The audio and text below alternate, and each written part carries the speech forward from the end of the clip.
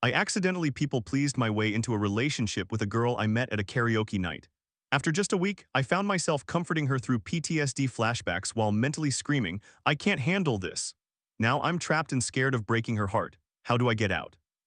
Edit to add a trigger warning for mental illness, possible violence, and mentions of suicidal ideation. Summary: I met a girl who struggles with mental instability and convinced myself I could care for her, only to realize that I truly cannot manage her situation. I am unsure how to communicate to her that I can no longer continue this relationship. I would despise myself for eternity for breaking her heart, and I genuinely fear she may physically harm me if that occurs. I met a girl at a karaoke night organized by a local political youth group.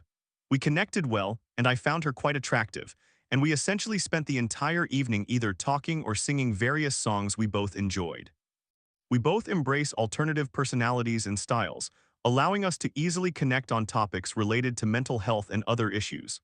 I accompanied her to the train station that night close to midnight as the evening began at 6 p.m. and expressed my desire to see her again. Thus, we reunited the following Tuesday after she finished work. She is an apprentice and I am a high school student, and spent time together at my home. I continuously complimented her and attempted to flirt because I found her genuinely cute and had never before been romantically or sexually involved with a woman, so I was curious about the experience. We hung out for a while, listened to music, watched some television, and eventually went to my room to watch a horror movie she liked. She began feeling unhappy, so I comforted her, cuddled with her, and we ended up kissing. It felt nice, but I had an unsettling feeling in my stomach because she was being very vulnerable and discussing deep trauma after only knowing each other for 4 days. However, I thought perhaps this was something that had momentarily overwhelmed her and that things would continue at a relaxed pace. That same evening, while texting her on her way home, she began talking about feeling butterflies in her stomach. At this point, I should mention that I am neurodivergent and had remained undiagnosed for most of my life, resulting in a difficult upbringing that affected me in numerous ways. This has led to my unfortunate tendency to strive to make everyone around me as happy as possible, often at the cost of my own comfort. Thus, I reciprocated her feelings, and we chose to meet again on Thursday. I am very much an introvert and appreciate having my own space, but she continuously expressed how much she missed me, and I was aware of her struggles with mental illness and abandonment issues, so I agreed to see her that Thursday. The night prior, she started texting me around midnight. I was already asleep, about how much she disliked her best friend and made it seem as though she was contemplating ending her life, which compelled me to exert myself even more to support her. On that day, she had an appointment with a women's counselor or psychologist because she had been observed drinking excessively and exhibiting concerning behavior at a function, not a party. Someone from the counseling center approached her and offered to discuss her situation with a professional. She requested that I accompany her, and I obliged, which led to me listening to her share every trauma and mental issue she had ever faced with the psychologist. By this point, we had only known each other for 6 days, and I began to recognize that I might have taken on more than I could manage. Back at my house, we primarily spent time in my room, conversing and cuddling, until she began initiating further intimacy, and I went along with it because I could not bear the thought of disappointing her.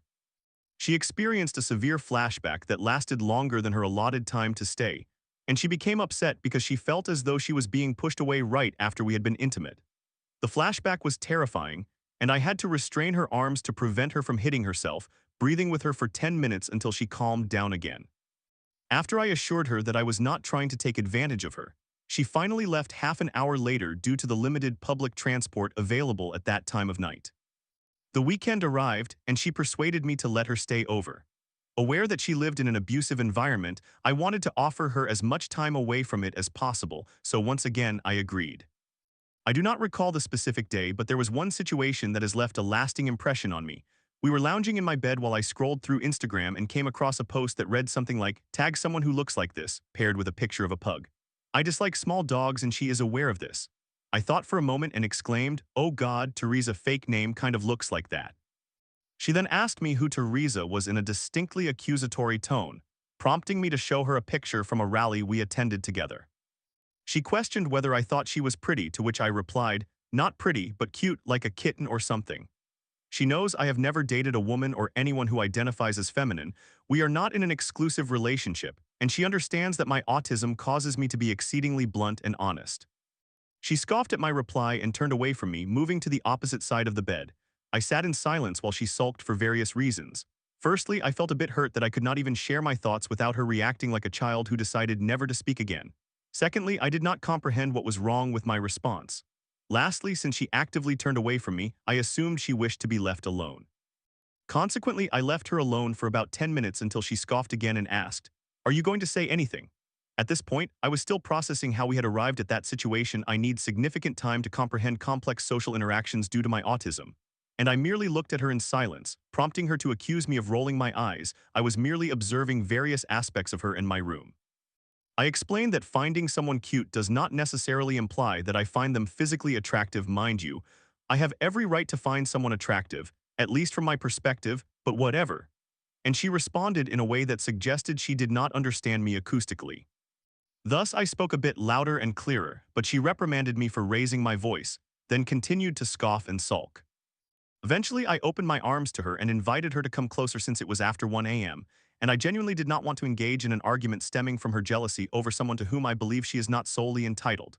Note, I have not flirted with, touched, or become romantically involved with anyone else since meeting her, which she is aware of. She cuddled up to me and we eventually fell asleep, at which point I began to realize that I was in a serious predicament. There was a girl in my bed who suffers from untreated, unmedicated PTSD, anger issues, and bipolar disorder, who cries to me at least once a day and reprimands me for complimenting her the wrong way.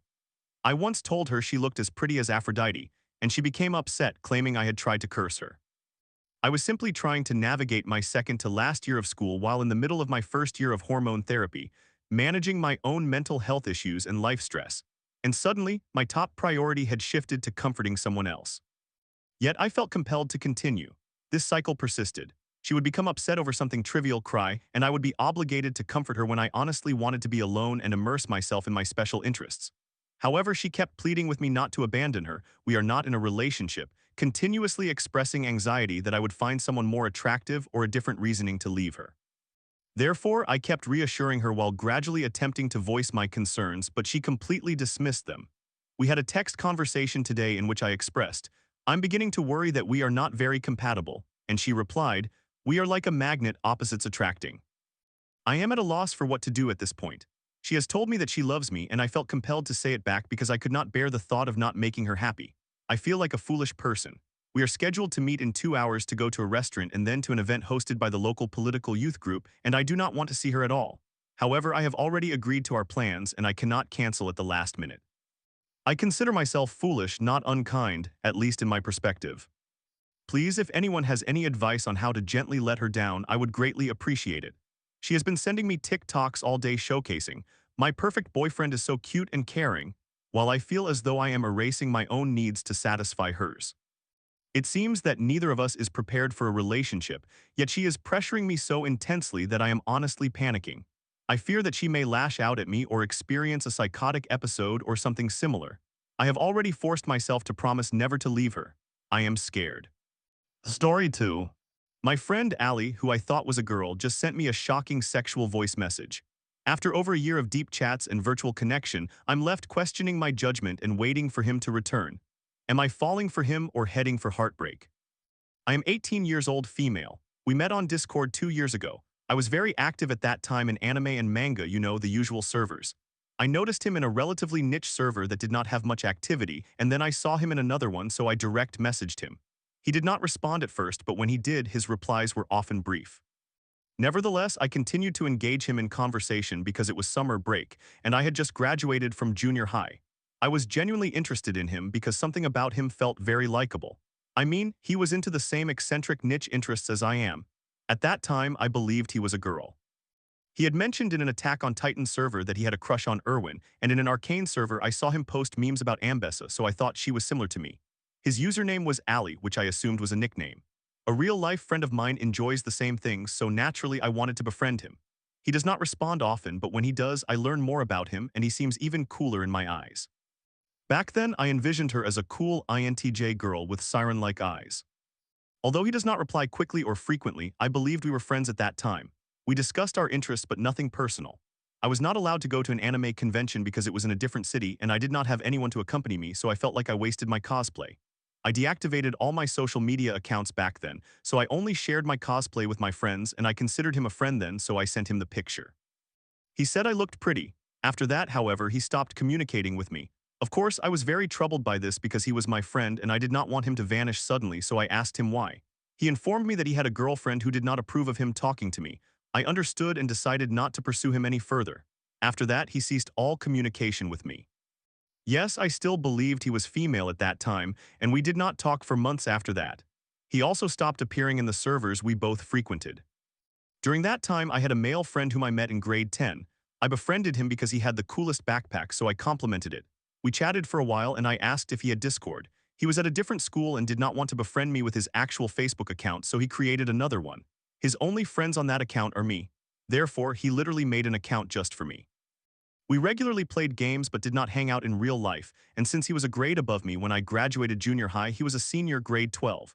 He moved to a different city for college. However, we talked almost every day until we gradually lost contact because he got a girlfriend. This occurred a few months after Ali ghosted me. I did not have many friends, so naturally this saddened me. I also did not share what was happening with any of my friends. One of my other friends, who received a suggestion for his account, asked me about it. I admitted it was me. I felt embarrassed because why did he have to create another account just to befriend me? Am I embarrassing? I must confess I had a small crush on him and it truly made me sad when he created that distance. I never disclosed this to anyone except Ali. Let me explain how. Forgive me if I sound desperate and cringeworthy, reeking of loser behavior, but I reached out to Ali again. I asked, why can't we just be friends? I do not want anything more than that anyway. He did not respond after that, but I continued sending him messages, using his account like a personal diary. He still did not unfriend me, so I figured I was muted. I sent him messages about memes, classmates I disliked, daily life, and personal secrets. This continued for about a month. While I was preparing to express my usual thoughts, I noticed him typing. I felt embarrassed, thinking he had abandoned this account, so I apologized. He replied that he did not mind. In fact, he read them and found them enjoyable. He started doing the same thing to me, sharing his rants as well. It turned out he was not happy with his girlfriend. He said she was controlling and constantly questioned what he was doing, not approving of his actions and instructing him on what to do. That is when we became closer. We talked almost every day about our lives, ambitions, secrets, and we genuinely found that we had so much in common. Our views on life, religion, politics, and even music aligned. He broke up with his girlfriend shortly thereafter. Whenever we spoke, it was usually either morning there or late at night here. I discovered we had a 12-hour time difference. This continued until the summer break after grade 11. I still did not know his true gender, not that it really mattered, let alone his real name. All I knew about him were his life experiences and his age, nothing more. That was when I truly began to develop a serious crush on him. The guy from grade 10 seemed insignificant in comparison. I woke up early and stayed up late just to talk with him. He suggested we exchange social media accounts and he shared his first. I usually send my selfies and outfits of the day to my friends instead of posting, so he already knew what I looked like. His Instagram account did not have many pictures of his face, but when I browsed through his followers, I saw many beautiful girls, which I assumed were his friends. He was not tagged in anything, and since we primarily communicated via Discord, I still held the belief that she was a female. My connection with him felt so intense that I felt compelled to write him a lengthy message expressing how much I appreciate his existence. It was a borderline romantic confession I disguised as platonic admiration. I did not even know what he looked like, but I was already in love with him. He said it was the first time someone had ever told him something like that. He mentioned that he liked me too, which is why my friends disapproved of him. He enjoyed cooking and he frequently showed me the dishes he prepared. That was when I finally learned the truth. One day he sent me a video of himself playing the drums, just a point of view. I exclaimed how cool it was and asked who was playing. He replied that it was him. I was so shocked that instead of chatting, I sent him a voice message instead. He responded with a voice message as well and I heard his voice. All my frustrations vanished. His voice is so handsome. At that point, I had been talking to him for 1.5 years. Honestly, hearing his voice made me like him so much more. That was when our conversations transitioned from being purely friendly to something deeper. Sometimes our conversations veer in that direction because when it is morning there, it is night here and you know how boys can be. However, it is never explicitly sexual and he does not engage in anything beyond compliments and harmless flirting. To be honest, I still feel a bit uncomfortable discussing anything sexual, so we mostly continue to text, but I usually communicate through voice messages. Last December, however, he sent me something. It was after Christmas. He sent me a voice message saying my name and engaging in a sexual act. He also sounded intoxicated. I was unsure how to feel about it, so I inquired about it and he deleted it immediately, explaining that he was drunk. He attempted to call, but I was with family, so I kept rejecting his calls. He kept apologizing. To be honest, I do not really mind it. Maybe I even liked it. I shared this with my friends and they all expressed that it was inappropriate and suspicious. They warned me to consider the possibility that he might be an older man. That did cross my mind, but really.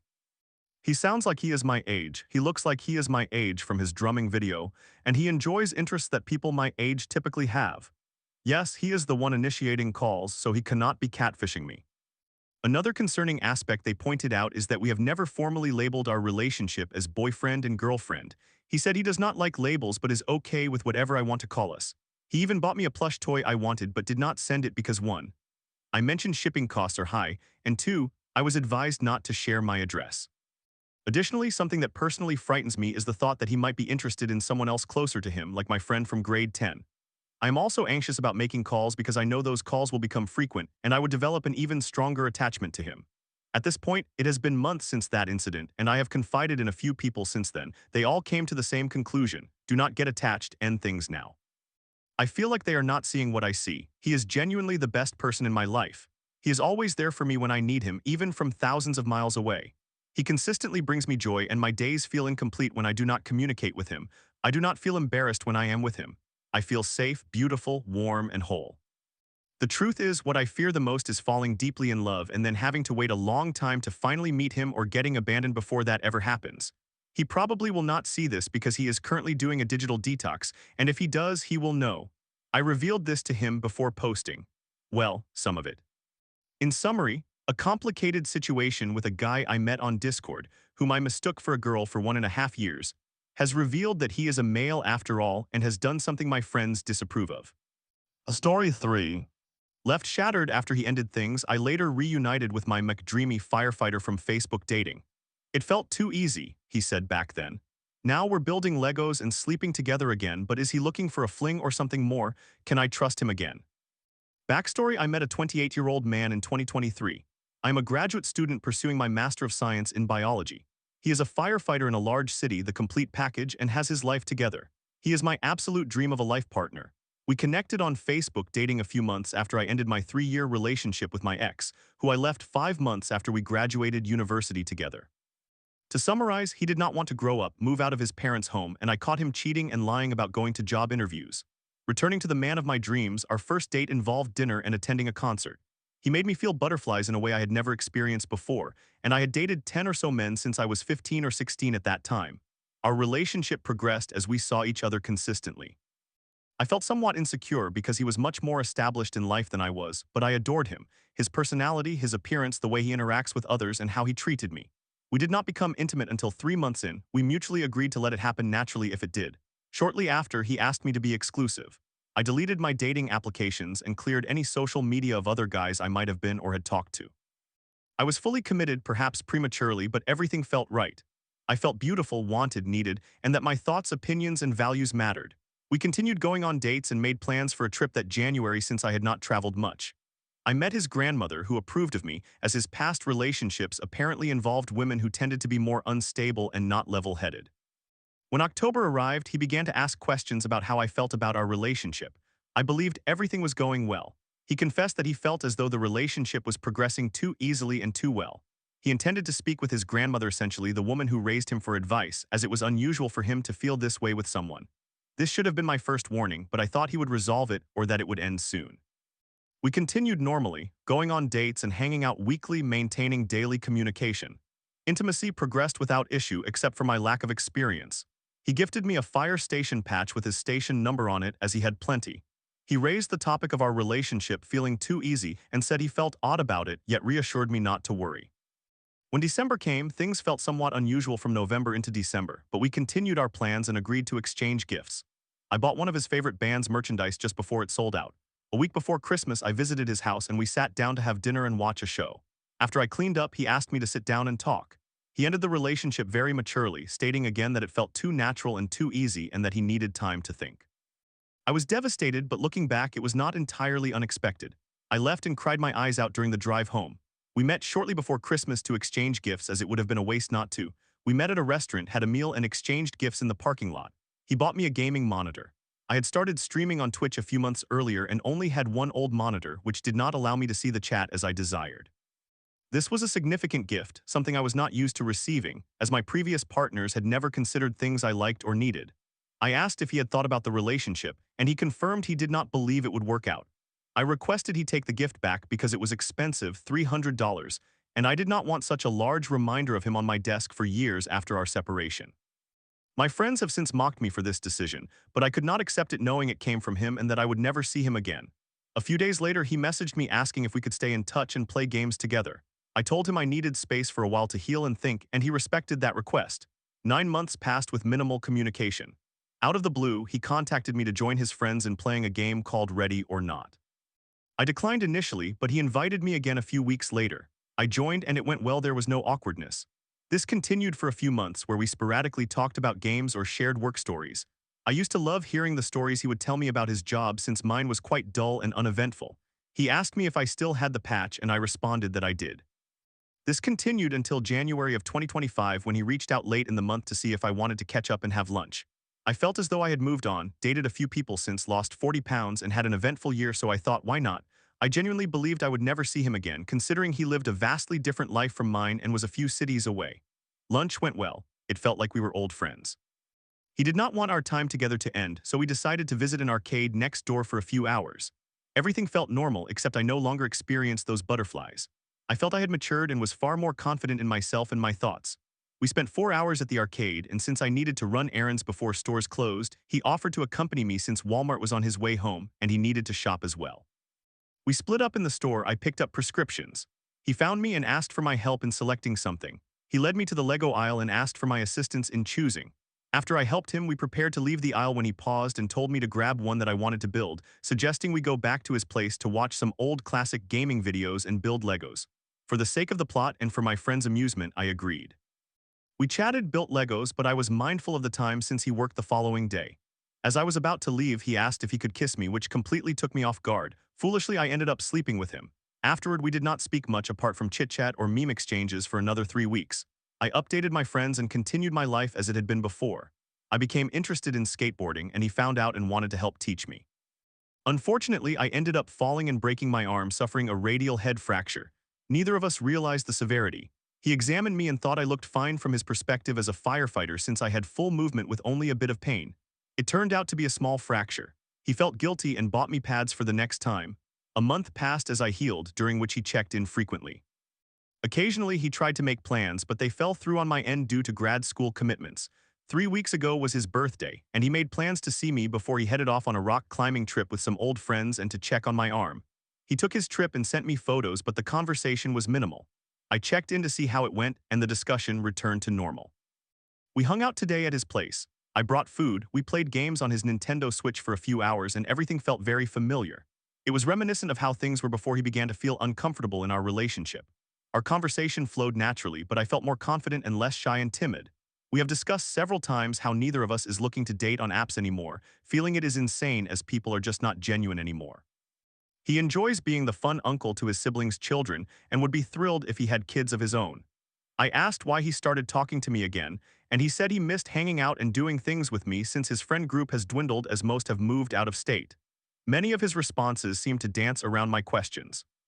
I'm unsure if he is answering based on a merely wanting to hook up, B, testing the waters to see how I feel about our current situation given our history, or C, simply being genuine and feeling lonely. Some of my friends have advised me that I am foolish for talking to him again, let alone sleeping with him twice. However, we have hung out 7 times since January. He fully introduced me to his friend group, and we have played games together recently. I am just in a very strange position. I am okay with any of the potential outcomes, whether he wants a friends with benefits relationship or something more. I am simply trying to go with the flow and see where things lead. I am uncertain if reconnecting with him was the right decision. Tonight, I realized how much I appreciate his presence and enjoy being around him. It is refreshing not to have the butterflies I once felt and to be completely comfortable around him. He is not pushy about sex, and our conversations are never sexual in nature. I had always told my friends that the way we ended felt like see you again and not a permanent goodbye. It seemed like a case of the right person at the wrong time. Therefore, my main question is, when is a suitable time and manner to inquire about his intentions if I decide to continue pursuing this, considering all of this in mind? I am more than willing to receive any additional advice, as I have many questions that I cannot consolidate at the moment. He has now made plans for me, him, his female best friend, and her boyfriend to play video games at his place soon. I am trying not to read too much into it, but it feels like a double date kind of situation. Story 4. After 9 years with T, who I moved in with at 16, her constant betrayal and declining health have left me shattered. "You should trust me," she said as she turned off the security camera to hide her donut binge. "Now I'm ready to end it but terrified of being alone. What should I do?" There is a very long post, so I apologize in advance. I will refer to my girlfriend as T. We are both in the United Kingdom. A bit of backstory. I am a 25-year-old male and T is a 25-year-old female. We have been together for 9.5 years. We met when we were both 16, and due to certain circumstances, I moved in with her and her family about 9 months after we started dating. This move meant I was a 2-hour drive away from my family, my parents and brothers, but I was happy to live with her. We were each other's first sexual relationship, and initially T and I had a great sex life. However, after a few years, the sex became infrequent. We would end up not having any sexual activity for months at a time. I have always communicated with T about this and expressed my feelings that I desired more. I frequently asked T what she wanted in bed, but she did not offer much feedback. I even bought some sex toys in an attempt to reignite the spark, but that did not yield significant results. This situation led to many arguments and made me question whether we were still compatible. During these disagreements, I consistently asked T if she still found me sexually attractive. She always responded that she did. However, because I loved T so deeply, after each argument, I pushed my feelings aside and continued with the relationship. The sex was still present, but it only occurred once every few months. Fast forward to February 2022, I discovered that T had been messaging other guys. When I confronted her about it, she admitted everything, stating that she had been flirting, exchanging intimate messages, and sending explicit photos to other men. T mentioned that she had been engaging in this behavior since December 2021 and that she even did it while I was asleep next to her. This devastated me. T explained that she acted this way because she wanted to feel attractive and apologized profusely, expressing deep regret for her actions. However, during the time she was messaging other men, the sexual intimacy between us did not improve. I forgave T for her infidelity and wanted to work through the issue together. I spoke to her again about our sex life and what she desired in the bedroom, but once more, she did not provide me with much information. We fell back into our pattern of having small arguments over sex. I wanted to move past T's betrayal, but it proved incredibly challenging since our sex life remained stagnant, along with all the other unresolved issues that you have yet to read. In our early years together, T and I discussed her discomfort with me watching pornography. I agreed to refrain from doing so as long as she also avoided it, and we were both content with this arrangement. However, in the following years after her infidelity, I discovered that T occasionally watched pornography. Each time I found out, I expressed my disapproval, and she would apologize sincerely, to which I would forgive her. Now, in late 2023, I managed to secure a mortgage for a house, which is quite challenging to do at a young age in the United Kingdom. We moved into this house, but we continued to have small arguments about sex, and our sex life showed no sign of improvement. During this period, T began experiencing health issues. She suffered from chronic pain and weakness throughout her body, as well as vertigo and migraines, just to name a few symptoms. Because of her ailment, T stopped working to focus on her health and has not been employed since. This situation led to further arguments between us. T continued to watch pornography. After discovering this multiple times, I reached my limit and told her that we were finished and that she should return to her parents' home. Many arguments ensued. I asked T once again if she still found me sexually attractive. Even her father inquired and she still affirmed that she did. We spent an entire month apart. I struggled to move on from T, but it was incredibly difficult. I eventually relented and went to see her. It was during this visit that I learned that not even a week after our separation, T had resumed messaging other men. As before, she was flirting, exchanging intimate messages, and sending explicit photos. She even went on multiple dates with one man while we were apart and had several intimate encounters. T insisted they did not have sexual intercourse, but they were planning to. Once again, this devastated me. Although we were separated, I could not fathom how T was capable of doing all of this after everything we had been through. After discussing it with T, we decided to try again, with her committing to being much more open with me. She moved back into my house, and we essentially started fresh. Our sex life and intimacy improved. While it was not as vibrant as when we first met, it had increased to a satisfying level.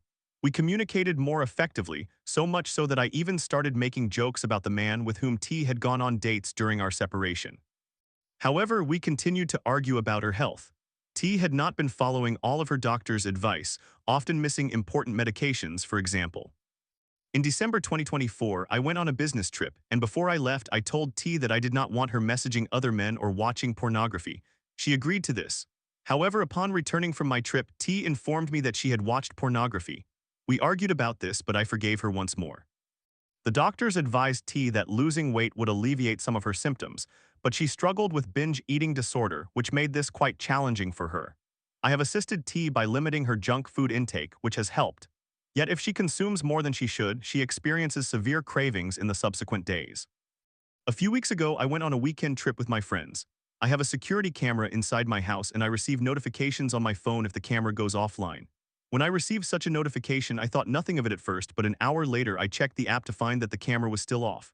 My heart sank at the thought that someone might have been at my house. I called T and asked why the camera was off. She responded, "You should trust me."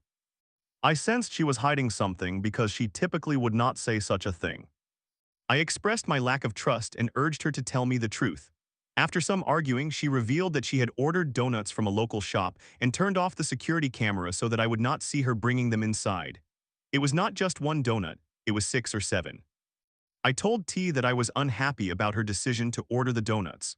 I explained that this would not be beneficial for her health, and if she ate all the donuts, she would likely crave more unhealthy foods in the days to come. However, I stressed that I was more upset about her turning off the security camera.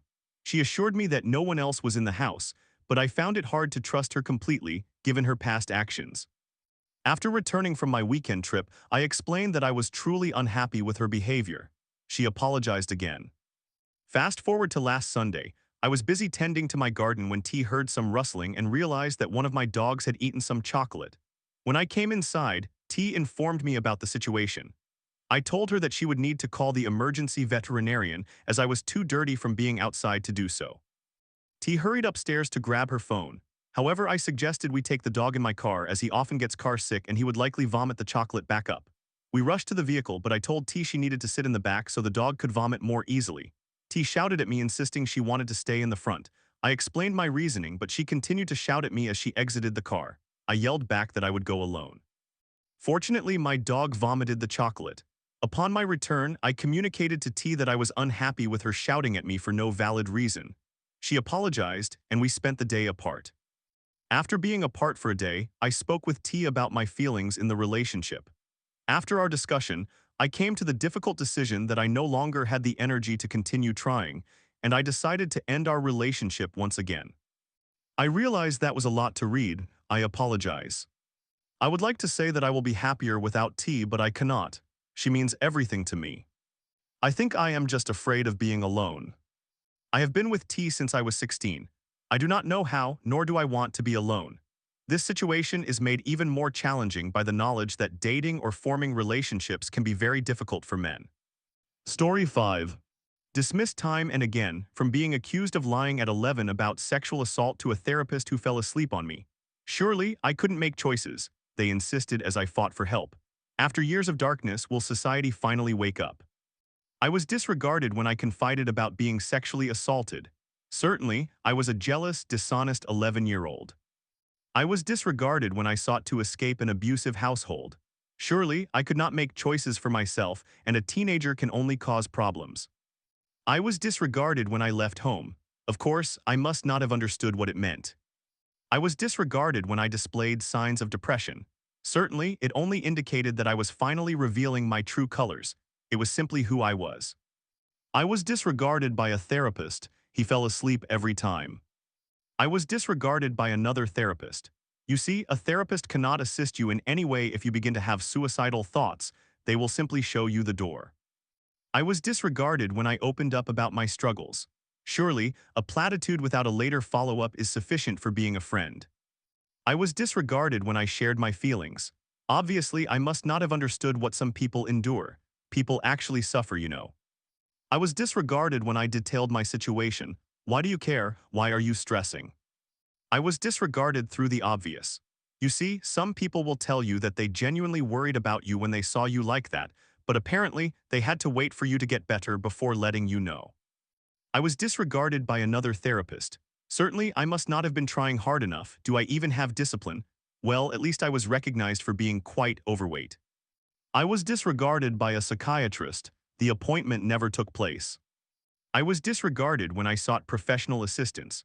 The reality is that it took 8 months to find someone who was not even a good fit, all the while coping with suicidal thoughts. I was disregarded when I needed time to process being dismissed. You see, I was creating a negative atmosphere. I was disregarded when I questioned things. Who do I believe I am? What do I know? I was disregarded when I expressed concern. You see, I must have had too much time on my hands during my unemployment to believe something was wrong. I was disregarded when I backed my concern with observations. Are you on your period? I was disregarded when I sought connection. You do not matter because I have ended the relationship. I was disregarded when I offered assistance. Surely nobody ever truly needs help. I was disregarded when I needed support to accomplish something. Just do it. I have been dismissed, as we all have been to some degree. I was fortunate to encounter this early in relationships that should have been safe when I still could not fully grasp its implications. It certainly better prepared me for what I would experience later. However, that does not justify any of it, not with anyone. Reaching out for professional help is courageous. It often feels like a last resort, but those places are not always safe. I personally found only one suitable and secure therapy environment out of 5 experiences. This translates to a mere 20% chance of finding a therapist who would be genuinely helpful. This is exceptionally low. A therapist being unhelpful, if not outright detrimental, is not a neutral situation. From a place of despair, any interaction has profound consequences. Additionally, professionals carry an authority that is challenging to contest, particularly when our state is fragile, when trying seems futile, and when our thoughts already require energy to combat. I want to believe that I have been unfortunate. It would imply that things are better for others. Yet, it seems all too common a tendency for me to truly believe that. Mental health issues are on the rise. Perhaps you have been fortunate, or perhaps you have looked down upon those with such struggles, but statistically, your children and your nephews are next. This is alarming. I am sharing these snippets of my history because while I was dismissed, you are not. You are not dismissed from contributing to our collective responsibility to establish a compassionate society. It begins at our level. It starts with how we interpret what we observe. How do we label individuals who do not meet our expectations? How do we respond when someone behaves differently than they typically do? How do we treat someone who is struggling? Do we ever pressure others to find satisfaction? It starts in the space between one another. Whether with colleagues, relatives, friends, strangers, or partners, what do we bring to that space? How do we nurture it? Is it shared equally? What can enter it? What cannot, and why? It begins with ourselves. Are we accepting of ourselves and our imperfections? Are we prioritizing our own comfort? Are we allowing for connection, vulnerability? Who and what feels safe? Who and what does not? Why? When are we defensive? When are we betraying ourselves? How is fear guiding us? What are we blocking? What are we fleeing from? Are we observing our behaviors and those of others? Are we aware of our impact on others, and are we taking accountability and responsibility for it? Are we genuinely listening? Are we acting or merely hoping? Are we trying, questioning, learning, and improving? Or are we dismissing, resigning, and avoiding? Helping others and receiving help are both equally challenging. Our efforts may not always be recognized. They may go unnoticed, dismissed, or deflected. However, I believe our collective strength lies in our willingness to try, in refusing to give up, and in maintaining our light while fostering its growth. With every smile, every instance of eye contact, every small act of kindness, through every way we can show that we remember something about someone because we listened, that we acknowledge what someone did and contributed, and that we empathize with the situation someone is experiencing and how it feels. It lies in every question that replaces judgment and in acceptance replacing criticism. We are all flawed and we will never love everyone. But we do not have to feel better at the expense of anyone. We do not have to bond through judgment or by cultivating a sense of superiority over anyone. Instead, we can begin to bond by making space for one another, by ensuring that we make each other feel seen, appreciated, and accepted. I am not advocating for a naive and impossible vision of interpersonal relationships. However, it does not take much to change a dynamic. It could be inviting someone to join a group, standing up to a bully, sitting with someone who is isolated, supporting the voice of those who speak up, or showing understanding to those who struggle. It could be a simple thank you, a compliment, or an are you okay? What if we began to genuinely care for one another and show up? As James Baldwin said, everyone you are observing is also you, but perhaps you first need to fully see yourself. Throughout my 34 years, I have dealt with mental health issues. I have traversed darkness more than once and reached depths that many will fortunately never know. Sometimes life hangs by little more than a feeling of guilt, a memory of kindness, or a new piece of music to discover. We are fragile and our battles are often unseen. The system is failing us and we are failing each other. This is not to say that professional help is unnecessary or unhelpful. It is indeed essential. If my story is common, however, it can easily lead to feelings of despair and the temptation to give up. That is why we must step up for one another. Consider donating to a mental health charity and holding your loved ones a little tighter. Let us strive to do better.